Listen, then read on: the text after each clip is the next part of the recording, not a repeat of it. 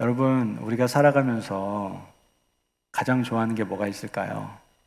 뭐 여러 가지가 있겠지만 소소한 거, 이런 거 좋아하잖아요. 그죠? 이런 거, 소소한 거, 그죠? 좋습니다. 예. 소소한 거, 아주 소소한 거 좋아합니다. 예. 제가 이거를 왜 보여드리냐면 제가 생일을 맞이했잖아요. 생일을 맞이해서 생일 축하도 해주시고 생일 선물도 주셨는데 받은 생일 선물 중에 너무나 그 의미가 담겨져 있는 생일 선물들이 참 많으셨어요. 어떤 분은 오늘 부활주일이니까 흰색 넥타이 하라고 이렇게 흰색 넥타이 선물해 주셨는데 그분에게 먼저 죄송하다는 말씀을 드릴게요. 제가 양복을 잘못 선택을 해서 여기에 흰색을 매면은 거의 교주가 되겠더라고요. 그래서 제가 오늘은 안 매고 다음 주에 검은색 양복과 함께 꼭 착용하도록 할 테니까 마음에 상심하지 마시고요. 예, 뭐 이렇게 넥타이 선물해 주신 분도 계시고 그 외에도 여러 가지 이렇게 선물을 주신 분들이 계십니다. 근데 제가 인생을 살아오면서 수많은 선물을 받았지만 가장 기억에 남는 선물이 이 선물인 것 같아서 여러분들에게 한번 보여드리려고 합니다. 제 인생에 가장 의미가 있었던 선물이었던 것 같아요. 2부 예배 때도 사용해야 되니까 조심히 뜯겠습니다. 자, 카메라로 여기 좀 한번 비춰주실래요? 가장 가까이. 네, 카메라로 여기 가장 가까이. 뭐 들어있는지 한번 보여주세요. 가장 그게 제일 땡긴 건가요? 예. 뭐 들어있나요? 아무것도 없어요. 비어 있어요. 왜 이게 가장 가치 있고 의미 있는 선물일까요? 예수님도 빈 무덤에서 다시 살아나셨거든요. 저는 사실 어렸을 때 부모님한테 은근히 원망했습니다. 왜냐면은 하필이면 왜 내 생일은 사순절 아니면 고난주간이야. 이때는 누구나 다 금식하는데 이번에도 저 금식했잖아요. 생일인데 생일 파티도 못했습니다. 저 개인적으로. 그래서 성금요일 끝나고 예수님 무덤 들어가시자마자 생일 파티 했습니다. 제가. 네. 원망을 참 많이 했어요. 아니 하필이면 아니 예수님이 돌아가시고 부활하신 건 부활하신 거지 도대체 하필이면 내 생일을 이래가지고 이 생일 축하도 못 받게 하냐고 원망을 참 많이 했었는데 지금 생각해 보니까 이게 놀라운 은혜구나. 제가 워낙에 세상을 좋아하는 사람이라 오직 그 부활의 주님을 늘 기억하며 살아가라고 하나님께서 이미 정하셔서 저희 어머니 뱃속에 집어넣어 주시고 그때 태어나게 하셨다라는 것이죠. 믿으십니까? 아멘. 그래서 저는 제 생일이 너무 좋습니다. 아니, 세상에서 어떤 거 못 받으면 어떻습니까? 하나님 보실 때 가장 기쁘고 하나님 채우신 거 받으며 살면 이 땅에서 만족하는 거 아니겠습니까? 그게 바로 복음의 사람 아니겠습니까? 그래서 참 저에게는 이 선물이 가장 의미 있고 또 가치 있고 소중한 선물이 아닌가 생각을 해보게 됩니다. 우리 모두에게 최고의 선물, 그 선물은 바로 지금 제가 받은 선물이지 않을까 생각을 해보게 돼요. 빈 무덤, 빈 선물, 바로 예수님의 부활이 우리 모두에게 있어서 최고의 선물이라고 저는 믿습니다. 우리 옆에 있는 분들과 함께 이 선물을 나눴으면 좋겠습니다. 옆에 있는 분들과 밝은 모습으로 하셔야 돼요. 뭐 지금 무덤으로 들어가는 게 아닙니다. 지금 살아나신 거예요. 옆에 있는 분들과 예수님 부활하셨습니다. 인사 나누시고 나도 부활합니다. 이렇게 인사 나누시기 바랍니다. 예수님 부활하셨습니다. 나도 부활합니다. 예, 할렐루야. 예수님 부활하셨습니다. 나도 부활합니다. 할렐루야. 예. 부활의 기쁨은 많이 나눌수록 좋습니다. 그 부활의 기쁨은 생명력이 있어서 어둠의 권세를 깨뜨리고 놀라운 예수의 능력이 나타나게 됩니다. 그렇기 때문에 여러분 많이 전파하십시오. 사실 교회에서 예전부터 들어왔던 얘기 아닙니까? 부활절. 여기 모르시는 분들 계세요? 어렸을 때부터 신앙생활 하신 분들은 다 알고 계시고요. 또 밖에 계신 분들 있잖아요. 믿지 않는 분들도 마찬가지로 부활절을 알고 있습니다. 어떻게 알고 있습니까? 계란 먹는 날. 교회에서 계란 주는 날. 그죠? 그래서 그날은 조심해야 되잖아요. 많이 먹는 분들 좀 난처하시거든요. 예, 그래서 항상 계란 많이 먹는 날로 인식하고 있습니다. 우리가 예수님의 빈 무덤, 그리고 즉 예수님의 부활이 우리가 왜 중요한지 좀 알 필요가 있습니다. 우리는 예수님의 부활을 아는 정도가 되는 것이 아니라 믿는 정도가 돼야 되거든요. 과연 우리는 예수님의 부활에 대해서 알고 있는 것인지 믿고 있는 것인지 한번 생각해 볼 필요가 있습니다. 정말 예수님의 부활을 우리가 가장 중요하게 생각할 때 우리가 바른 신앙생활을 할 수가 있게 되는 거예요. 요즘 왜 크리스찬들이 욕먹습니까? 왜 하나님의 자녀들이 세상에서 손가락질을 당합니까? 교회가 왜 핍박이 아닌 무시를 당합니까? 이유는 간단합니다. 부활을 중요하게 생각하지 않은 부분들이 있기 때문에 그래요. 부활의 증인으로서의 삶을, 부활의 증인으로서의 교회가 세워지고 있지 않기 때문에 그럴 수 있다는 것이죠. 여러분, 다시 한번 묻겠습니다. 여러분에게 과연 예수님의 부활이 중요하십니까? 아멘? 이렇게 작아가지고 어떻게 복음의 증인이 되시겠어요? 자, 여러분에게 예수님의 부활이 정말 중요하십니까? 아멘? 아멘! 이 얘기를 누가 했냐? 사도 바울이 했어요. 사도 바울은 이 부활에 대해서 얘기할 때 부활이 중요합니까? 라고 얘기했을 때 사도 바울은 자신 있게 그렇다! 아멘! 이렇게 얘기하는 것을 우리는 성경을 통해서 보게 됩니다.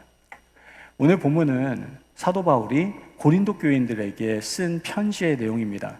편지의 내용을 가만히 보니까 이 고린도 교회에 몇 가지 문제가 생긴 것 같아요. 첫 번째가 뭐냐면은 이 고린도 교인들이 이 세상 사람들이 가지고 있는 그런 가치관의 죽음을 가지고 있는 거예요. 그러니까 죽으면 끝난다, 이런 생각을 갖고 있는 거예요. 또 다른 성도들은 이런 생각을 합니다. 아니, 예수님의 부활은 내가 알겠고 믿겠는데 어떻게 사람이 죽고 어떻게 다시 몸이 부활하냐, 내가 그건 못 믿겠다, 이러한 사람들도 생기기 시작한 겁니다. 이런 잘못된 교리와 사고를 깨우쳐주기 위해서 사도 바울은 오늘 본문 16절, 고린도전서 15장 16절에 17절 말씀에 이렇게 말씀하는 것을 보게 됩니다. 같이 한번 읽어볼까요? 16절에 17절 시작. 아니, 죽은 자가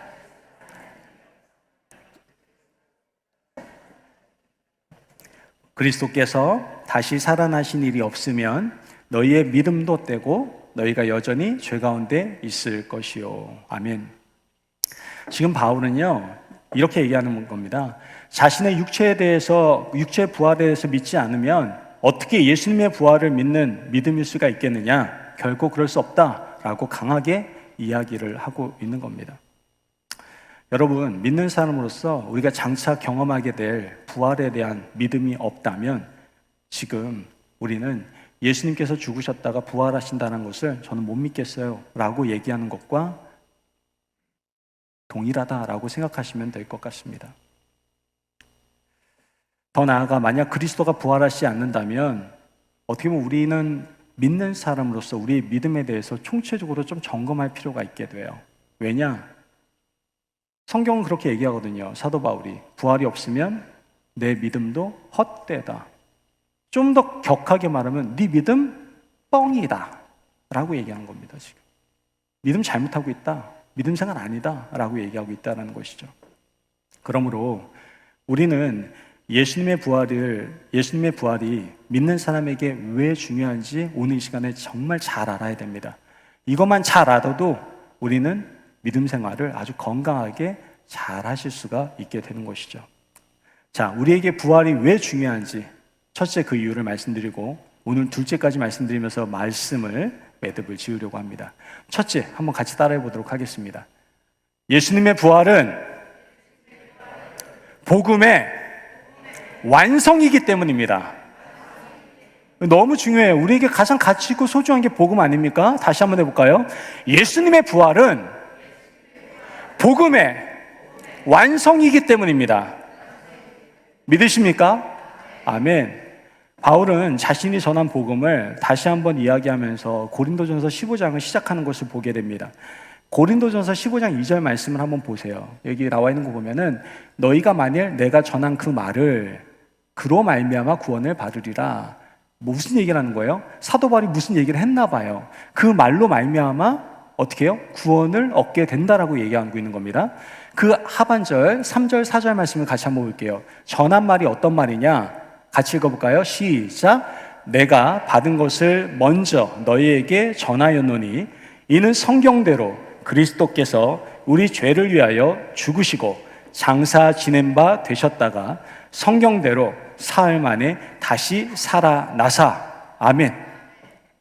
자, 사도 바울은요, 복음이 전적으로 예수님의 죽음을 통하여 이루어졌다라고 말하고 그 죽으심과 함께 복음을 완성하는 역사로 무엇을 얘기하고 있는 겁니까? 부활을 이야기하고 있다라는 겁니다. 예수님께서는 죽으심으로 구속 사역을 완전히 마치신 것이 아니라 성경대로 3일 만에 다시 살아나셔서 이 놀라운 우리의 구속 사역을 마치셨다라는 것을 우리는 깨달을 수가 있게 되는 것이죠. 여러분 생각해 보세요.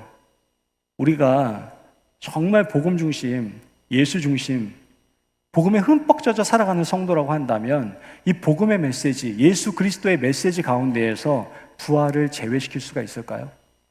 여러분 제외시킬 수가 없습니다. 그런데 우리는 일반적으로 예수님께서 십자가의 죽으심으로 말미암아 어떻게 됐다고 얘기해요? 죄의 문제가 다 해결됐다라고 우리 보통 얘기를 합니다. 성경도 그렇게 말하고 대부분의 목사님들도 그렇게 얘기를 합니다.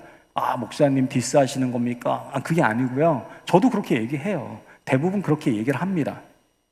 그러나 앞서 본 17절 말씀에서는요, 예수님의 부활이 없으면 믿음도 헛되고 거기다가 죄도 사함받지 못하고 여전히 그대로 있다라고 말하고 있다라는 것이죠. 자, 그렇다면 십자가에서 죄의 문제가 해결된 것이 아닙니까? 여러분 어떻게 생각하세요? 뭐 예수님의 그 십자가에서 죄의 문제가 완전히 해결된 게 아닙니까? 여러분?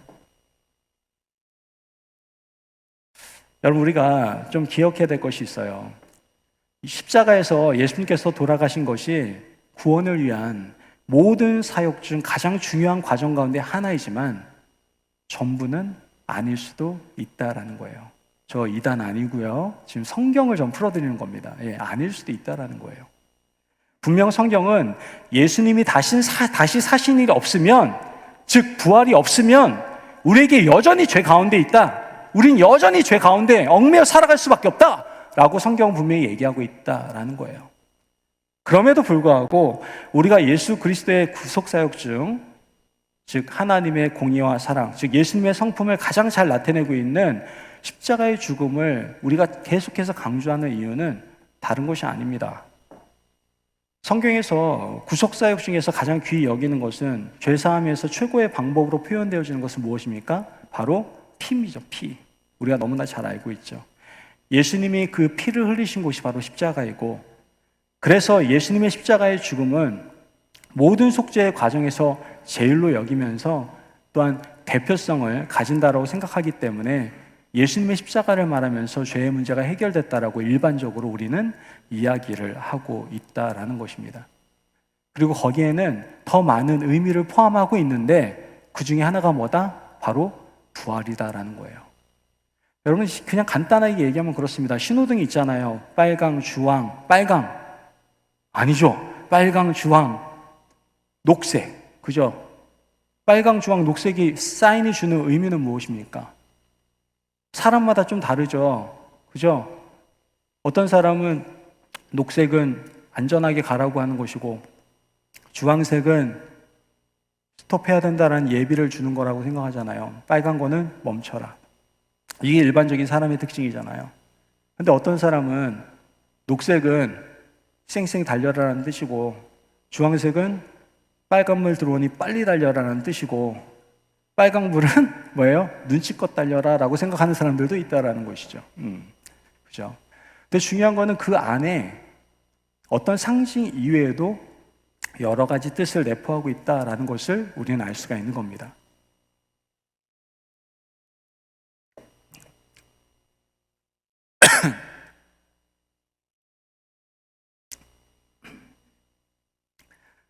이와 같이 예수님의 십자가 안에도 이와 같은 부활에 대한 의미가 숨겨져 있다라는 것을 우리가 알 필요가 있는 것이죠. 즉 우리가 죄사함을 받고 구원을 받으려면 예수님의 인격, 죄송합니다.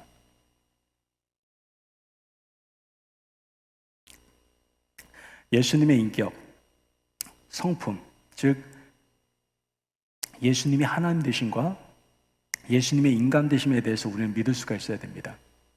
그리고 한 가지 더, 그 십자가의 죽음 그 사실을 믿는 것뿐만 아니라 그분이 하신 일, 즉 부활하신 사건도 우리가 믿을 때에 바로 구원의 역사가 펼쳐지게 된다라는 것을 우리는 알아야 된다는 것이죠. 예를 들면 우리가 구원을 받으려면 정확한 표현으로는 그렇습니다. 주 예수 그리스도를 믿어야 됩니다. 왜 주 예수 그리스도를 믿어야 됩니까? 주는 예수님이 하나님이시다라는 신성을 나타내는 것이고, 예수는 인간이시다라는 인성을 얘기하시는 것이고, 그리스도는 하신 일에 대한 직분을 얘기하는 거거든요. 그러니까 정확한 표현으로 얘기하자면 주 예수 그리스도를 믿습니다 라고 얘기하는 게 맞습니다. 그런데 우리는 보통 어떻게 얘기해요? 예수님을 믿습니다 라고 얘기하잖아요. 왜요? 그 예수님 안에 우리는 그 모든 신성과 하신 일에 대해서 다 동일하게 그분이 이루셨다라는 것을 믿고 있기 때문이다라는 것이죠. 이와 같이 일반적으로 십자가를 믿는 것도 죄사함, 이 십자가를, 예수님의 그 십자가를 생각하면서 죄사함을 받는다는 것도 이런 의미 중에 하나다라고 우리는 생각해 보면 될 것 같습니다. 로마서 4장 25절 말씀 같이 한번 읽어볼까요? 로마서 4장 25절 시작. 예수는 우리가 범죄한 것 때문에 내줌이 되고 또한 우리를 의롭다 하시기 위하여 살아나셨느니라. 아멘. 자, 말씀에서는요, 예수님께서 살아나시 않으셨다면 우리가 어떻게 될 수 없어요? 의로워질 수 없다라고 얘기하고 있는 겁니다. 예수님이 부활하셔야만 우리가 의로워질 수 있다라고 성경은 이야기를 하고 있는 것이죠. 의로워진다는 말은 죄사함을 받고 하나님과의 관계가 회복되고 화목이 이루어져서 하나님과 교제를 나누기 시작하게 된다는 것을 말하고 있는 겁니다. 여러분, 예수님께서 부활하신 이유는 다른 것이 아니에요. 우리를 의롭게 하시기 위함이다라는 것을 우리는 알아야만 합니다. 우리가 의롭지 않으면 여러분, 우리가 너무나 가고 싶은 천국에 갈 수가 없습니다. 다시 말해서 예수님의 몸의 부활을 믿지 않으면 우리는 천국에 갈 수 없습니다. 여러분, 사실 십자가의 죽음으로 구속사역이 마무리되는 것이 아니라 예수님의 몸의 부활을 우리가 믿어야만 우리의 죄의 문제가 해결되고 우리가 의로워질 수가 있는 거예요. 이게 완성인 거예요. 그렇게 의로워져야만 우리는 천국에 갈 수가 있게 되는 것이죠. 그러므로 예수님의 부활, 이 부활은 바로 복음, 바로 구원의 완성임을 여러분이 꼭 기억하시는 저와 여러분이 되시기를 바랍니다. 아멘. 저는 이 말씀을 생각하면서 한번 저 나름대로 묵상을 좀 해봤습니다. 예전에는요, 십자가의 죽음만 이렇게 생각하고 그것만 증거해도 그 십자가 죽음 안에 부활과 모든 것이 연결되어서 부활의 증인, 복음의 증인으로 살아냈습니다. 그래서 많은 분들이 헌신하고 정말 우리 한국이나 미국이나 정말 많이 헌신해서 수많은 복음의 열매들을 많이 맺히지 않았습니까? 그러나 요즘은 이 십자가의 죽으심과 부활을 구분해서 살아가는 사람들이 너무나 많은 것 같아요. 저도 그렇지 않았나라는 생각을 하면서 좀 돌아봤습니다. 예수님의 십자가 죽음으로 우리가 구원받았다라는 구원자에 대해서는 우리가 믿고 있어요. 예수님이 우리의 죄를 사하여 주시면 안 돼. 그 구원자에 대해서는 우리가 믿고 있는데, 그것도 인정하는데, 그분이 행하신 일, 그가 행하셨다라고 하는 그 주인 되심에 대해서는 우리가 인정하지 않고 우리가 주인 되어서 살아갈 때가 너무나 많다라는 것들을 제가 느끼고 경험하게 되었습니다. 여러분, 우리가 구세주는 믿으면서 주님의 우리의 주인 되심을 믿지 못한다라고 한다면, 인정하지 않는다면 그것은 반쪽짜리 믿음이 아니라요, 잘못된 믿음입니다. 여러분, 잘못된 복음이고요. 근데 그런 잘못된 복음이 너무 판을 치고 있다는 것이죠. 점점 사회가 고학력 시대가 되어가면서 똑똑한 분들이 너무 많잖아요. 그죠? 저희 어머님 때는요, 기도도요, 그냥 기도했어요. 이게 될지 안 될지 이런 거 따지지도 않았어요. 그냥 기도했어요. 그래서 정말 불가능했던 제가 지금 목회 자리에 서 있는 거 아니겠습니까? 그거 다 따졌으면은 저희 어머니 기도 포기했을 겁니다. 쟤는 안 되겠다. 그냥 기도했어요. 근데 너무나 똑똑해지다 보니까 예수님의 하신 일에 대해서 이야기로는 알고 있지만 그것이 믿음까지는 가지 못하는 겁니다. 자신의 머리로 이성으로 자꾸만 이해하려고 해요. 여러분은 어떻습니까? 나를 구원하신 예수님에 대해서 여러분 믿고 있지만 그분을 나의 주인으로 모시면서 나의 삶 가운데 행하신 놀라운 일들에 대해서 여러분들 다 인정하시며 살아가고 있습니까? 저는요, 정말 저를 구원하셨을 뿐만 아니라 주님이 저에게 행하신 모든 일에 대해서 하나님을 찬양할 수밖에 없어요. 그래서 입에서 나오는 찬양이 매일 그거예요.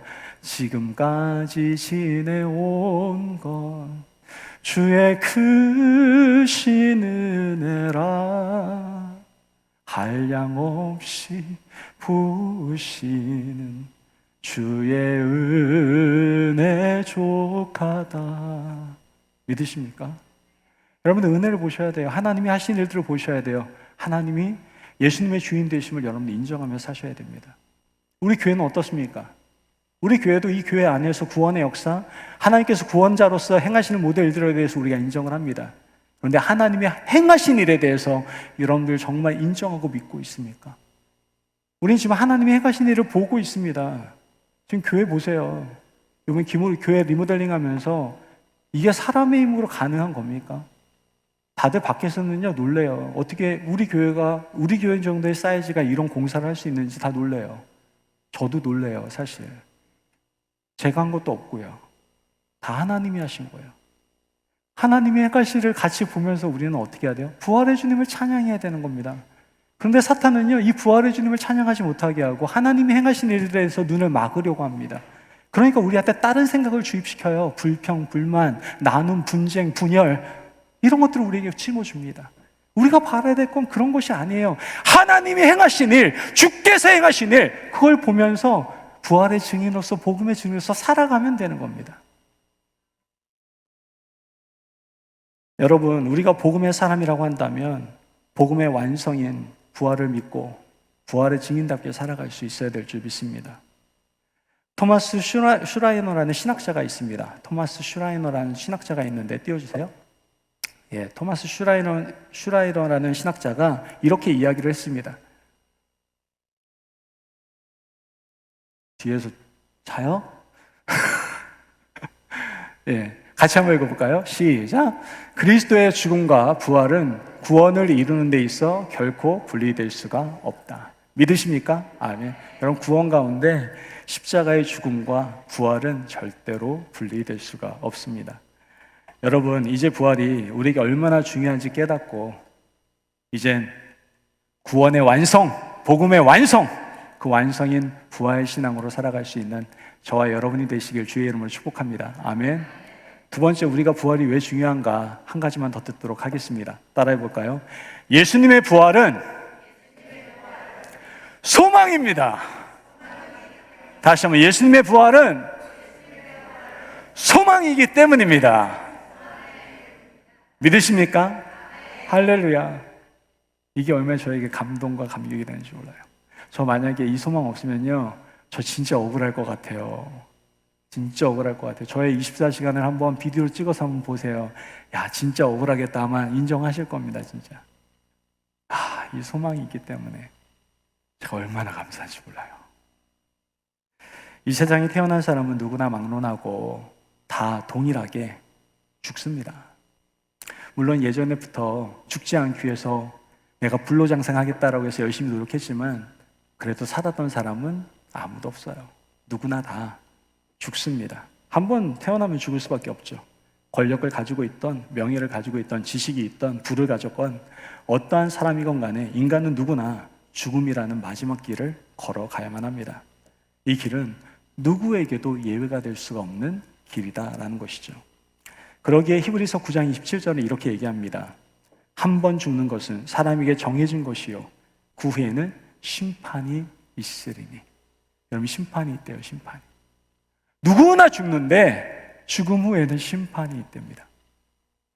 여러분, 한 번 죽는 것은 사람에게 정해진 것입니다. 죽음을 피해갈 수 있는 사람은 이 땅에 아무도 없어요. 그런데 하나님이 죽은 예수님을 다시 살리셨습니다. 하나님은 인류를 구원하기 위해서 독생자 예수 그리스도를 이 땅에 보내주셨습니다.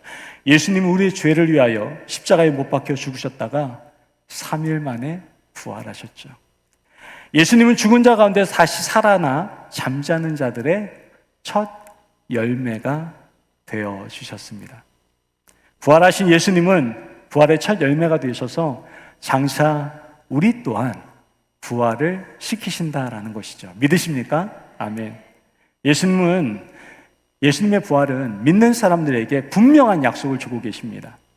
예수님이 부활의 첫 열매인 것처럼 우리도 다음에 열매다라는 것이죠.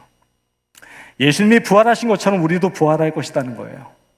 부활하신 주님은 지금도 살아계셔서 계속해서 우리가 부활의 주님과 동참하기 위해서, 그 열매가 되기 위해서 하나님 보좌 우편에서 지금도 도우시고 관심 가져주시고 기도하고 계십니다. 믿으십니까? 아멘. 여러분, 우리는 예수님의 부활하심을 믿는 사람들입니다. 우리에게 있어서 예수님의 부활은 너무나도 중요합니다. 왜 그렇습니까? 죽음이라는 한계를 가지고 있는 우리, 또 세상 속에서 절망과 좌절 속에 살아갈 수밖에 없는 우리에게 있어서 예수님의 부활은 산 소망이기 때문입니다. 우리에게 부활이 없다면 우리는 정말 불쌍한 사람이라고 성경은 얘기하고 있지 않습니까? 정말 불쌍하고 억울한 사람일 것 같아요. 그러나 예수님께서는 부활하셔서 우리가 가장 행복하고 또한 가장 복된 사람으로 만들어 주셨습니다. 아멘. 여러분, 오늘 말씀을 마음에 새기시면서 과연 나의 인생에 있어서 정말 부활이 중요했던가? 한번 돌아보시기를 바랍니다. 그리고 부활신앙으로 나가지 못했던 우리의 모습을 좀 회개하시고 앞으로는 복음의 완성인 부활을, 또한 진정한 소망인 부활을 믿으며 믿음으로 살겠노라고 다짐할 수 있는 저와 여러분이 되시길 주님의 이름으로 축복합니다. 아멘.